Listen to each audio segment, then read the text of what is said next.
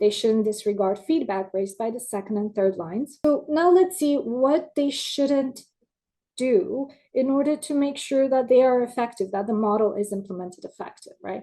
So the operational management, they should not rely on second or third lines to identify and manage risks.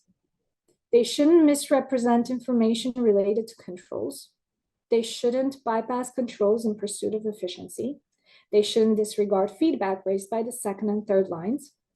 They shouldn't rely solely on past practices or historical data without considering emerging risks. As we've actually seen it happen, there's always that expression, but we've always done it like this. The compliance management, they shouldn't perform operational activities. They need to be independent, and they need to have an objective view of what's happening. And they cannot have that if they are involved in executing the task.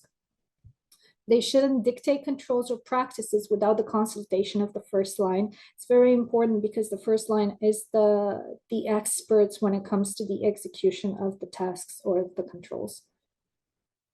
They shouldn't compromise their objectivity, and they shouldn't restrict or impede business operations without valid and well-justified reasons.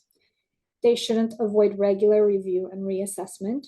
They shouldn't assume that because they did an assessment a year ago, the controls are behaving the same way or the risks are still the same.